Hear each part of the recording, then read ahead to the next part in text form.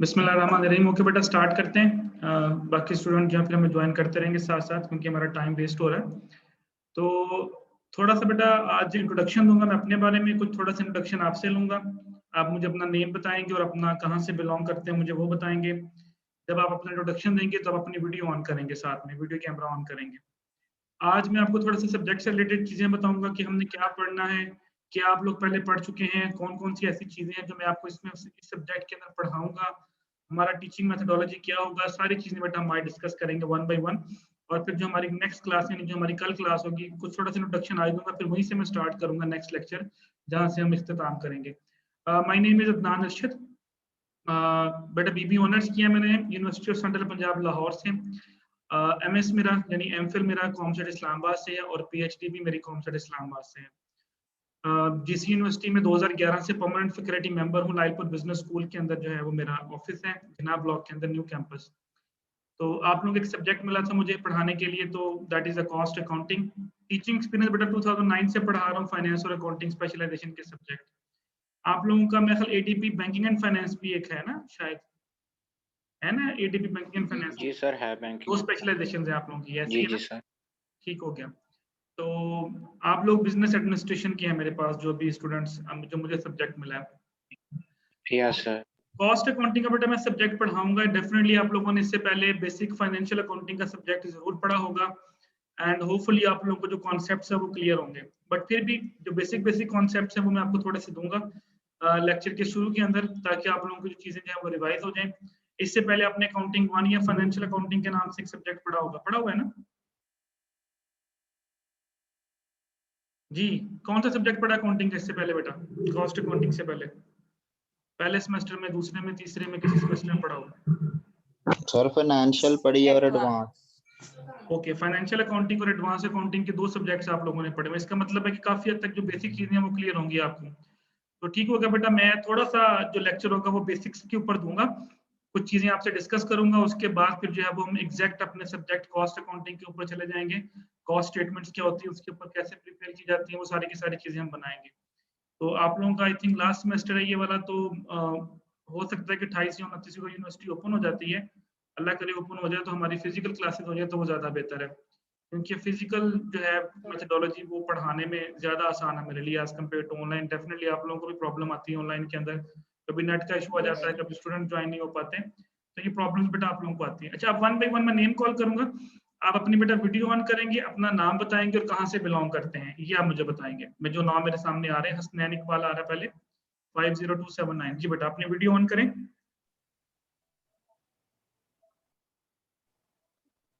जी Yes Hasnain sir. बेटा। Assalamu alaikum sir. Ji ji, Sir, my name is Husnain Iqbal and I am from Faisalabad. Faisalabad से belong करते हैं। Okay बेटा, शिराज अमजद।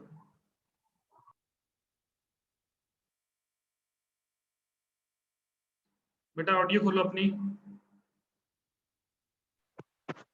जी sir आप मैं बोलिए। भी फैसलाबाद से हूँ। फैसलाबाद से हैं जी। मरियम बेटा।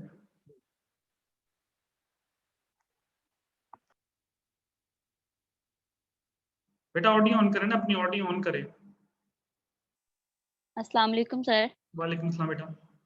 सर मेरा नाम मरियम है और मैं भी फैसलाबाद से बिलोंग करती हूँ। ओके, दानिश।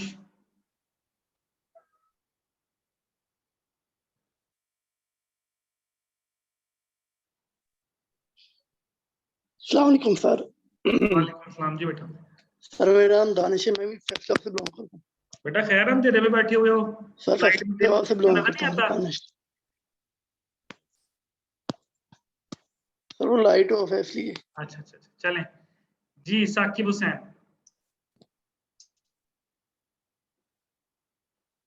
साकिब। अस्सलाम वालेकुम सर। वालेकुम सलाम बेटा। सर मेरा नाम साकिब हुसैन और मैं गिलगित बल्तिस्तान से ताल्लुक़ रखता हूँ। कहाँ से बिलोंग करते हैं? गिलगित बल्तिस्तान सर। गिलगित बल्तिस्तान। जी सर। थैंक यू बेटा। उस्मान अली। अस्सलाम वालेकुम सर। जी वालेकुम सलाम बेटा। I am Usman Ali. I am from Shakot. शाकोट जी बेटा। फिजान नवान। अस्सलाम वालेकुम सर। वालेकुम सलाम बेटा। सर मैं फिजान रफीक हूँ सर, मैं फैसलाबाद से बिलोंग। ओके, अहमद,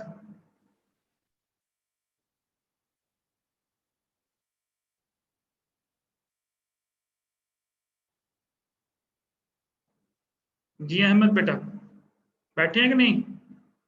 रहमान अली खान,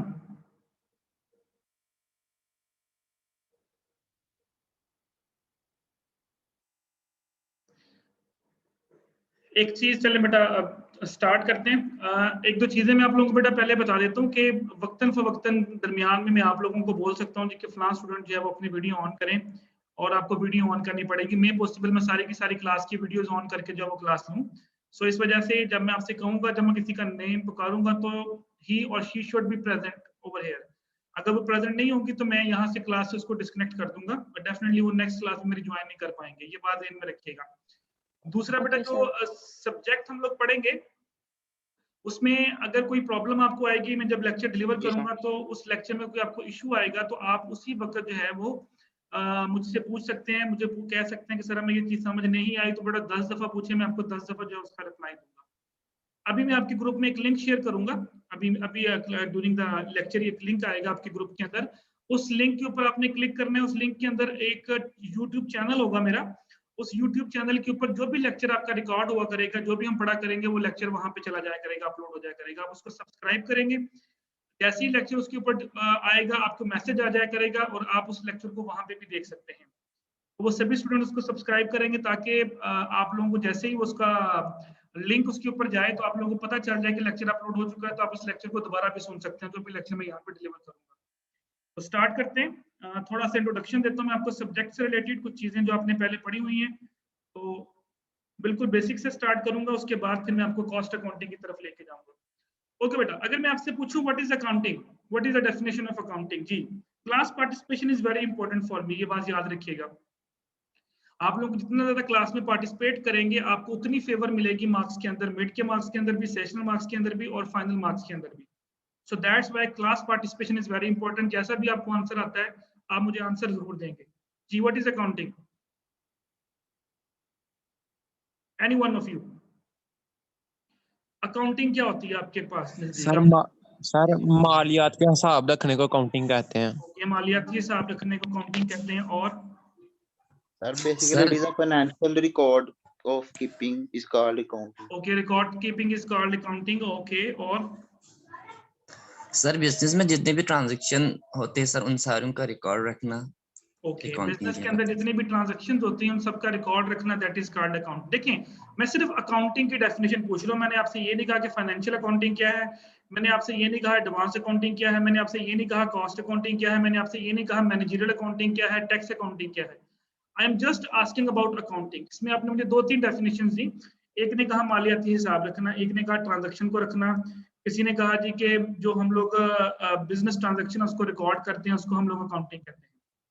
अगर आसान अल्फाज के अंदर बेटा हम अकाउंटिंग को डिफाइन करें तो उसकी जो डेफिनेशन होगी वो ये होगी कि accounting is an art of recording, classifying and summarising the business transaction. 3 word बेटा यूज किए गए अकाउंटिंग के अंदर, रिकॉर्ड करना,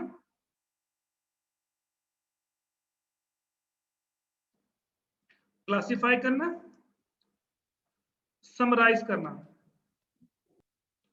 एंड देन मैंने क्या बोला, बिजनेस ट्रांजैक्शंस को। ये 3 चीजें हैं बेटा। किसी भी बिजनेस ट्रांजैक्शन को रिकॉर्ड करना, रिकॉर्ड करने के बाद उसको क्लासिफाई करना, क्लासिफाई करने के बाद उसकी समरी बनाना, this is called accounting. Just accounting, not cost accounting, not financial accounting, not tax accounting, just accounting. Business transaction क्या बेटा, for example I want to purchase a car, मैं कार परचेज करना चाह रहा हूँ, मैं शोरूम के ऊपर गया, मैंने शोरूम से कहा कि ये गाड़ी मुझे पसंद आ गई, उसने कहा कि 20 लाख की गाड़ी है, मैंने 20 लाख उसको दिया और गाड़ी ले ली, दिस इज कॉल्ड ट्रांजैक्शन। आप एक डिपार्टमेंटल स्टोर पे गए, आपने उसे कहा जी मुझे 5 किलो चीनी दे दो, उसने आपको 5 किलो चीनी दे दी, दिस इज कॉल्ड ट्रांजैक्शन। तो anything which is happen between 2 parties and it should be measured in monetary form, जिसको आप मॉनेटरी फॉर्म में मेजर कर सकें, दैट इज कॉल्ड ट्रांजैक्शन। कोई भी चीज जो 2 पार्टीज के दरमियान अक्कर होती है और उसको हम मॉनेटरी टर्म्स के अंदर अगर हम लिख सकें, मॉनेटरी टर्म्स मीन पैसों की सूरत में अगर उसको हम लिख सकें, तो दैट इज कॉल्ड ट्रांजैक्शन। ये मैं आपको काउंटिंग के पॉइंट से डेफिनेशन दे रहा हूँ ट्रांजैक्शन की। अब एक छोटी सी एग्जांपल समझिएगा, उसके अंदर मैं आपको ये तीनों चीजें एक्सप्लेन करूंगा। फॉर एग्जांपल आपका एक डिपार्टमेंटल स्टोर है, उस डिपार्टमेंटल स्टोर के अंदर आपके पास मुख्तलिफ चीजें हैं जिसमें चीनी भी है, घी भी है, दालें भी हैं, सोप भी हैं, कुछ 40-50 किस्म की आइटम्स पड़ी हुई हैं। आप सुबह शॉप खोलते हो, सुबह से लेकर शाम तक मुख्तलिफ चीजें आपकी सेल हो रही है, कभी सोप बिक गया, कभी चीनी बिक गई, कभी कोई चीज बिक गई। आप क्या करते हैं कि जो चीज बिकती है आप उसको किसी कागज पे लिखते जा रहे हो कि चीनी बिक गई, फलां चीज बिक गई, इतनी बिक गई, इतनी बिक गई। चाहे कागज पे लिख लो, चाहे आप कंप्यूटर में रिकॉर्ड कर लो। This thing is called recording. यानी एक ट्रांजैक्शन होती है, आप उसको किसी जगह पे लिख लेते हैं। आपने 5 किलो चीनी बेची, आपने कागज पे लिख लिया जी 5 किलो चीनी बेच दी गई, that is called recording.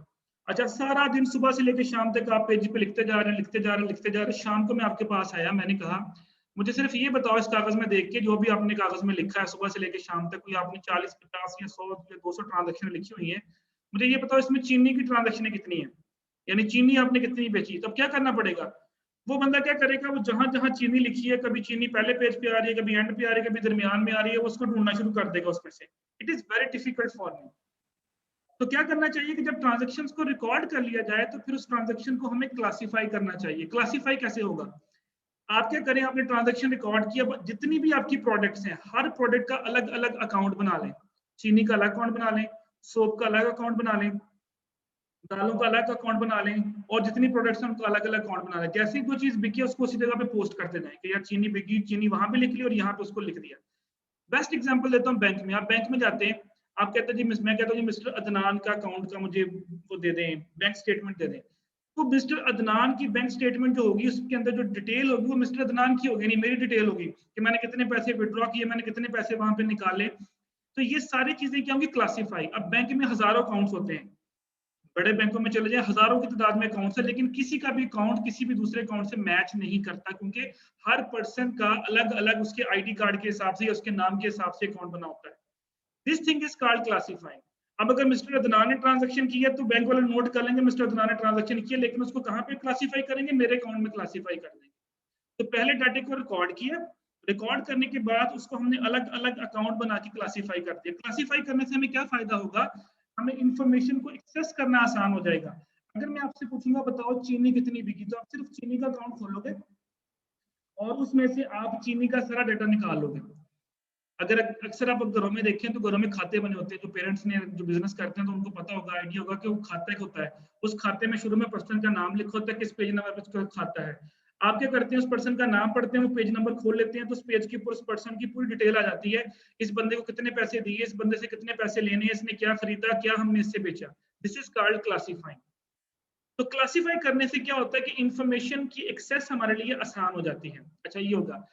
Summarising क्या होता है, समराइजिंग में मैं आपसे ये कहता हूँ अच्छा यार ये आपके पास जो खाता है इसमें 40 अकाउंट है, मुझे सिर्फ ये बताओ 40 अकाउंटों को देख के सिर्फ ये बताओ कि हमने कितने पैसे लेने हैं, कितने पैसे देने हैं, या हमने क्या कमाया।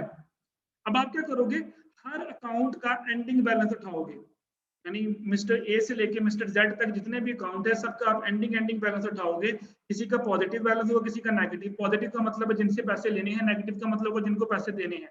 आप सबको प्लस माइनस करने के बाद एक समरी बना के दे देंगे जी इतने लोगों से पैसे लेने हैं और इतने लोगों को पैसे देने हैं। This is called summarising form. आप लोगों ने फाइनेंशियल अकाउंटिंग के अंदर जर्नल, लेजर और ट्रायल बैलेंस पढ़ा होगा, पढ़ा है ना? जी सर। अकाउंटिंग के अंदर जर्नल, लेजर और ट्रायल बैलेंस पढ़ा हुआ है ना? जी सर। जर्नल में क्या करते थे, आप ट्रांजैक्शन को रिकॉर्ड करते थे। लेजर में क्या करते थे, उस ट्रांजैक्शन को हम पोस्ट करते थे उस जगह पे, और वो कहलाती थी आपकी लेजर। और लेजर के बाद जब आप ट्रायल बैलेंस बनाते थे दैट इज कॉल्ड समराइजिंग। यानी जर्नल आपकी रिकॉर्डिंग है, लेजर आपका क्लासिफाइंग है, और ट्रायल बैलेंस आपका क्या है, समराइजिंग। तो अकाउंटिंग की डेफिनेशन क्या हो गई कि accounting is an art of recording, classifying and summarising the business transactions. This is called accounting. अच्छा, अब आप कहते हैं कि सर फिर फाइनेंशियल अकाउंटिंग क्या है, सर कॉस्ट अकाउंटिंग क्या है, टैक्स अकाउंटिंग क्या है, ये मैं मुख्तलिफ अकाउंटिंग के नाम बोल रहा हूँ। जब आपने समराइज कर लिया उसके बाद जो आप स्टेटमेंट्स बनाओगे वो स्टेटमेंट्स अकाउंटिंग कहलाएगी। फॉर एग्जांपल अगर आप कहते हैं जी preparing the financial statement is called financial accounting, preparing the tax statement is called tax accounting, preparing the cost statements जो कि हमारा सब्जेक्ट है इज कॉल्ड कॉस्ट अकाउंटिंग। अब ये डेफिनेशन पढ़ें, डेफिनेशन आपको फाइनेंशियल अकाउंटिंग की नजर आ रही है जो स्लाइड में नजर आ रही है। Accounting is defined as art of recording, classifying and summarising the transactions. यहां तक ठीक है, इन मॉनेटरी टर्म्स। यहां तक आपने देख लिया। आगे देखिए क्या लिखा, for the preparation of financial statement is called financial accounting, for the preparation of cost statement is called cost accounting, for the preparation of tax statement is called tax accounting, for the preparation of management decision making is called management accounting, and so on.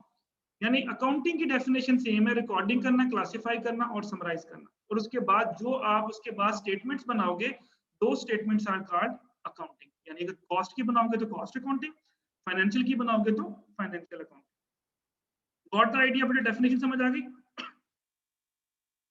Yes sir. बेटा yes definition sir. समझ sir आ हर गई? Yes no में accounting में answer दिया पहले जाए। Yes sir हर sir. Accounting में ऐसी प्रोसेस चलेगा, पहले रिकॉर्ड होगी, फिर जी क्लासिफाई बिल्कुल होगी, समराइज। बिल्कुल बिल्कुल, ठीक कोई है। भी अकाउंटिंग हो। देखिए आप कहते हैं मैंने टैक्स स्टेटमेंट बनानी, चले मैं थोड़ी सी आपको टैक्स अकाउंटिंग की एग्जांपल दे देता हूँ। आप कहते हैं कि हमने टैक्स स्टेटमेंट बनानी है। अब टैक्स स्टेटमेंट किसकी बेस पे बनेगी?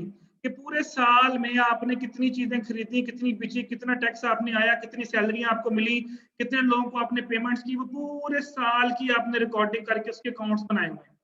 उन अकाउंट्स की जब समरी बन जाएगी तो उस अकाउंट्स की समरी को उठा के हम डालेंगे एफबीआर में। एफबीआर क्या करेगा? उसके मुताबिक टैक्स रिटर्न जो है वो फाइल कर देगा और आपकी टैक्स स्टेटमेंट बन जाएगी कि भाई आपने पूरे साल में इतना कमाया है और ये आपकी समरी है और इस समरी की बेस पे इतना टैक्स आपके ऊपर बनता है, पे करें। This is called tax accounting. Financial accounting, पूरे साल के अंदर एक बिजनेस ट्रांजैक्शंस करता है और ट्रांजैक्शंस करने के बाद आप एंड पे जाके दो स्टेटमेंट बनाते हैं। कौन कौन सी? इनकम स्टेटमेंट और बैलेंस शीट। पढ़ा होगा आपने। इनकम स्टेटमेंट और बैलेंस शीट जब बनाते हैं तो वो जो किसकी बेस पे बनती हैं? पूरे साल के अंदर जो ट्रांजैक्शन होती हैं उनकी बेस के ऊपर आप फाइनेंशियल स्टेटमेंट बनाते हैं। और वो फाइनेंशियल स्टेटमेंट कौन सी है? इनकम स्टेटमेंट और balance sheet. This is called financial accounting. अब हमारा सब्जेक्ट है कॉस्ट अकाउंटिंग। हम क्या करेंगे? पूरे साल के अंदर हमने मटेरियल खरीदा होगा, हमने लेबर को तनख्वाहें पे की होंगी, हमने बिजली के बिल पे किए होंगे, रेंट पे, सारा कुछ रिकॉर्ड किया जा रहा है प्रोडक्शन के ऊपर, पूरी प्रोडक्शन जो यूनिट लगा रहे हैं। फिर हम बताएंगे कि ये जो मोबाइल है, फॉर एग्जांपल अगर मैं मोबाइल प्रोड्यूस कर रहा हूँ, फिर मैं बताऊंगा कि ये जो मोबाइल है ये हमें कितने का पड़ा। That is called cost accounting. यानी कॉस्ट अकाउंटिंग के अंदर बेसिकली पर्पस क्या होता है? हमने कॉस्ट कैलकुलेट करके बतानी होती है। और कॉस्ट कैलकुलेट करने का मकसद क्या होता है? ताकि हम सेल प्राइस डिसाइड कर सकें। अब मैं आपको बताऊंगा जिसके ऊपर मटेरियल कितने का लगा, ये स्क्रीन कितने की लगी, प्लास्टिक कितने का लगा, प्रिंटिंग कितने की हुई, लेबर कितनी पे की, तो एक मोबाइल हमें कितने का पड़ा, that is called cost accounting. और डेफिनेटली बेटा इसके लिए हमने मटेरियल का भी रिकॉर्ड किया होगा, लेबर की सैलरियां भी कहीं लिखी होंगी, उन सबको प्लस माइनस करने के बाद एंड पे जो स्टेटमेंट बनेगी उस स्टेटमेंट का नाम होता है cost of goods sold statement, CGS जिसे हम कहते हैं, शायद आपने नाम सुना हो। वो स्टेटमेंट जो बनेगी that is called cost accounting. यानी हर अकाउंटिंग के एंड जो डेफिनेशन है वो उसकी स्टेटमेंट की बेस पे बनेगी। अब ये जो डेफिनेशन आपके सामने लिखी है ये फाइनेंशियल अकाउंटिंग की है। For the preparation of financial statement is called financial accounting. चलें थोड़ा सा मैं इसको जरा मजीद हम चीजें चेक कर लेते हैं कि आपको कितनी क्लियर है, ताकि मैं फिर आपको कॉस्ट अकाउंटिंग की तरफ लेके जाऊं। अच्छा, फाइनेंशियल स्टेटमेंट बेटा आपने दो किस्म की पढ़ी होंगी, एक होगी बैलेंस शीट, बेसिक कॉन्सेप्ट थोड़ा सा डिस्कस कर लेते हैं, उसके बाद फिर मैं आपको कॉस्ट अकाउंटिंग की तरफ लेके जाऊंगा। और second one is income statement. जी क्या फर्क होता है दोनों में, चलें बताएं। सर जो बैलेंस शीट होती है उसमें हम असासाजात और जो जिम्मेदारी होती है, लाइबिलिटीज वगैरह, सर उनका हिसाब किताब रखते हैं। ओके, और इनकम स्टेटमेंट?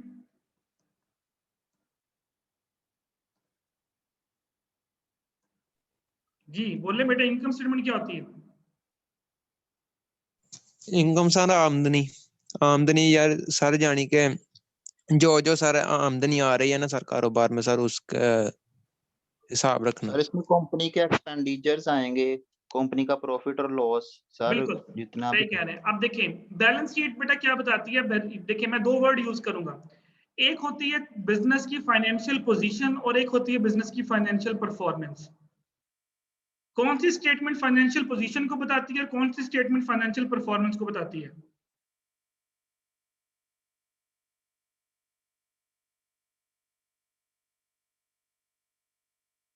फाइनेंशियल पोजीशन और फाइनेंशियल परफॉर्मेंस बेटा, इन दोनों स्टेटमेंट में से एक स्टेटमेंट फाइनेंशियल पोजीशन को बताती है और एक स्टेटमेंट फाइनेंशियल परफॉर्मेंस को बताती है। तो कौन सी स्टेटमेंट जो है पोजीशन को बताती है और कौन सी स्टेटमेंट जो है वो परफॉर्मेंस को बताती है? Any idea?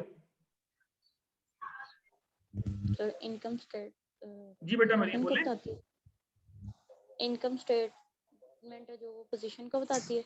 ओके, थोड़ा लाउड बोले मरियम बेटा।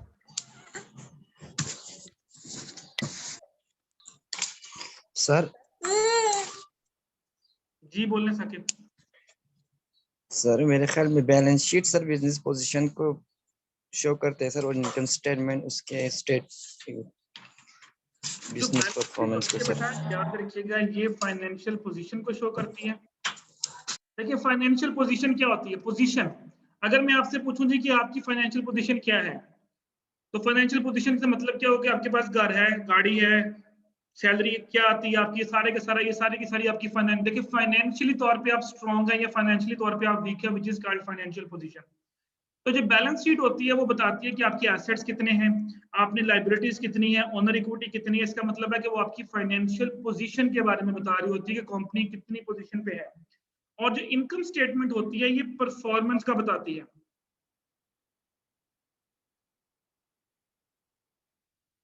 फाइनेंशियल परफॉर्मेंस, फाइनेंशियल परफॉर्मेंस का मतलब है कि पूरे महीना या पूरे साल के अंदर बिजनेस ने कितना कमाया, क्या परफॉर्म किया, कितना खरीदा, कितना बेचा, क्या पे किया, यानी उसको प्रॉफिट हुआ या वो लॉस में गया। छोटी सी एग्जांपल इसकी मैं आपको देता हूँ। फॉर एग्जांपल अगर मैं अपनी बात करूं तो मेरी फाइनेंशियल पोजीशन अगर आपने चेक करनी है तो कैसे चेक करेंगे कि क्या मेरे पास घर है, मेरे पास एसेट्स क्या है, क्या मेरे पास गाड़ी है, मेरा बिजनेस क्या है, ये सारी की सारी चीजें आप चेक करेंगे, ये मेरी फाइनेंशियल पोजीशन को बताएगी। अगर आपने मेरी फाइनेंशियल परफॉर्मेंस चेक करनी है तो आप ये चेक करेंगे मेरी सैलरी कितनी आ रही है, मेरे एक्सपेंसेस कितने हैं, क्या मैं मंथली तौर पे उधार पे चल रहा हूँ या मंथली तौर पे मैं प्रॉफिट में जा रहा हूँ या मैं लॉस में जा रहा हूँ। तो ये मेरी परफॉर्मेंस को मेजर करेगा। अब बैलेंस शीट जो होती है बेटा याद रखिएगा ये पोजीशन को बताती है। इसके अंदर आप देखिए क्या क्या चीजें आती हैं बैलेंस शीट के अंदर। आप तीन चीजें नोट करते हैं, एक होते हैं एसेट्स, एक होती है लाइबिलिटीज और एक होती है इक्विटी। एसेट्स क्या होते हैं?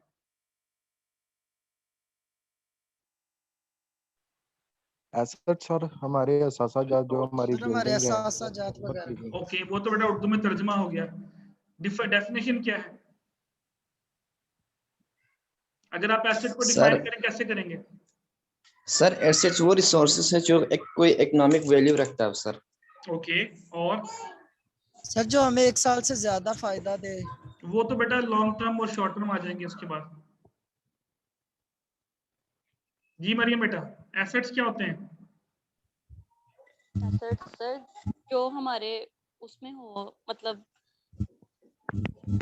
सर एसेट्स बेसिकली हमारी ओन रिसोर्सेज होती हैं जो कंट्रोल करती है सर बिजनेस को और इकोनॉमी कंट्री। बेटा anything which is own by the business, हर वो चीज जो बिजनेस की मलकियत है वो आपका एसेट है। हर वो चीज जो बिजनेस की मलकियत है वो उसका एसेट है।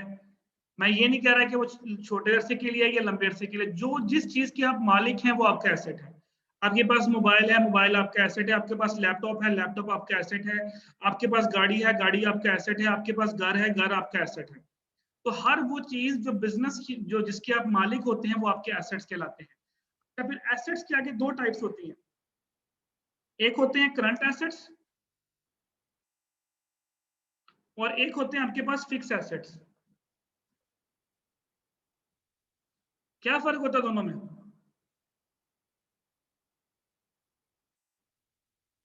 जी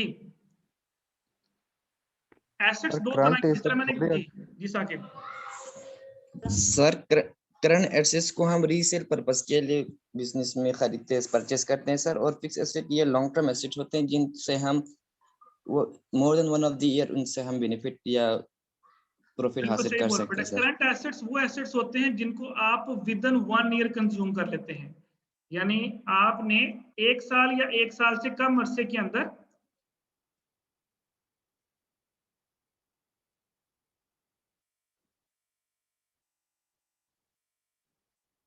यानी 1 साल या 1 साल से कम अरसे के लिए जो आप एसेट रखते हो that is called current asset. इसमें कैश आ जाएगा, इसमें आपकी इन्वेंट्री आ जाएगी, आपके काउंटर रिसीवेबल्स आ जाएंगे।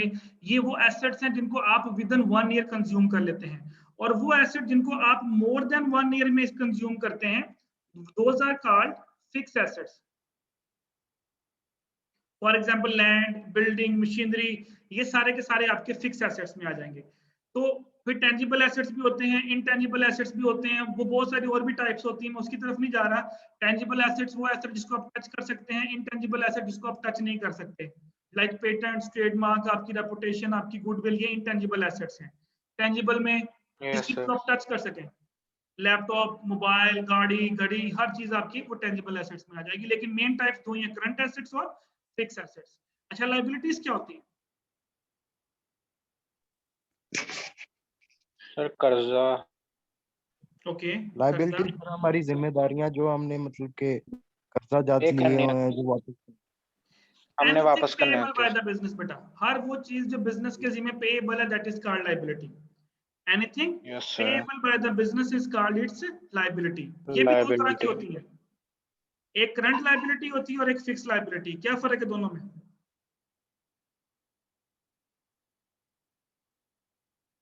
Sir fix liability sir long term होती है, और सर जो करंट होती है सर वो शॉर्ट टर्म होती है। सेम बेटा, वही लॉजिक जो मैंने एसेट पे दी थी। करंट लायबिलिटीज वो पैसे जो एक साल के अंदर अंदर पे करने हैं। फिक्स लायबिलिटी बेटा वो पैसा जिसको आपने एक साल से ज्यादा अरसे में पे करना है। Those are called fix liabilities. दोबारा सुन ले, करंट लायबिलिटीज बेटा वो लायबिलिटीज होती हैं जिनको आपने विद इन 1 ईयर कंज्यूम करना होता, यानी सॉरी पे करना होता है। और फिक्स लायबिलिटीज वो होती है जिनको आपने मोर देन 1, यानी आप इसको कह लें शॉर्ट टर्म लोन्स और लॉन्ग टर्म लोन्स। यानी अगर आपने 1 साल के लिए कर्जा लिया है तो वो करंट लायबिलिटी है, अगर आपने 1 साल से ज्यादा अरसे के लिए लोन लिया तो वो आपकी फिक्स लायबिलिटी है। What is honour equity?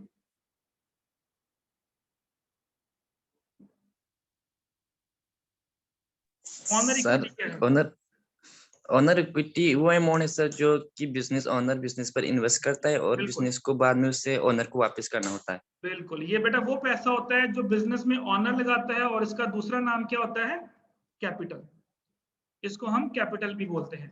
तो वो पैसा जो बिजनेस में ऑनर लगाएगा दैट इज कॉल्ड कैपिटल या ऑनर्स इक्विटी। और बैलेंस शीट बेटा आपको इन तीनों चीजों के बारे में इंफॉर्मेशन देती है कि बिजनेस के पास एसेट्स क्या हैं, बिजनेस की लायबिलिटीज क्या हैं, और बिजनेस की ऑनर इक्विटी कितनी है।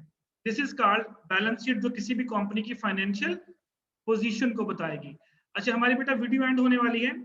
मैंने आप लोगों से एक बात पूछनी थी बेटा, ये आपकी जो क्लास है 2 से 3 क्लास है, 3 से 4 क्लास किन की होती है? सर 1 मिनट सर ये लास्ट है। इसके बाद क्लास नहीं है सर कोई और? इसके बाद क्लास नहीं है कोई और? लास्ट है क्लास है जी। ये लास्ट क्लास है। अच्छा चलें, यस सर। अगर मैं आप लोगों के साथ चलें, छोटी सी बात शेयर करता हूं। अगर हम ऐसा करें, अच्छा चलें, अभी बेटा हमारी वीडियो एंड हो रही है, तो बैलेंस शीट मैंने आपको बता दिया कि ये हमारी फाइनेंशियल पोजीशन को बताती है, और इनकम स्टेटमेंट जो है ये हमारी फाइनेंशियल परफॉर्मेंस को बताती है। तो अभी मैं वैसे क्लास अभी भी मैं ले सकता हूँ इसके बाद, लेकिन प्रॉब्लम ये है कि आई थिंक स्टूडेंट्स हमें बहुत कम स्टूडेंट्स ने ज्वाइन किया है, सिर्फ 6 या 7 स्टूडेंट है जिन्होंने ज्वाइन किया हुआ है। तो मैं चाह रहा था कि बाकी स्टूडेंट्स भी हमें ज्वाइन कर लें, उनको इन्फॉर्म कर दें। कल मैं यहीं से स्टार्ट करूंगा, फाइनेंशियल स्टेटमेंट से ही मैं स्टार्ट करूंगा, और साथ ही मैं आपको कॉस्ट अकाउंटिंग के सब्जेक्ट्स की जो है वो डेफिनेशन पढ़ाऊंगा कि कॉस्ट अकाउंटिंग क्या होती है, उसमें हमने क्या करना है। ठीक हो गया? ठीक है सर। मैं यहीं पे स्टॉप करता हूँ कि हमारी वीडियो एंड हो रही है, जस्ट लास्ट मिनट चल रहा है हमारी वीडियो का। यहाँ तक कोई प्रॉब्लम जी सर जी ठीक। No sir it's okay. आप में से बेटा कोई बंदा रिस्पॉन्सिबिलिटी ले ले अभी, जो स्टूडेंट्स के नाम शो हो रहे हैं बेटा, इनके रोल नंबर आप मुझे मैसेज कर दें जो यहाँ पे प्रेजेंट हैं। स्क्रीनशॉट ले लें सर। स्क्रीनशॉट ले लो बेटा कोई भी एक स्टूडेंट। जी सर ठीक है। और मुझे आपने व्हाट्सएप कर देना है, ठीक है? ओके सर ठीक है। ठीक है, ताकि मुझे याद रहे कि आप लोगों में से कितने लोगों ने जो क्लास ली है, और इंशाल्लाह बेटा इसका आपको फायदा होगा। चले बेटा, थैंक यू सो मच। इंशाल्लाह फिर हम नेक्स्ट क्लास में यहीं से स्टार्ट करेंगे। ओके बेटा। Okay sir, Allah Hafiz, thank you. Sir Allah Hafiz.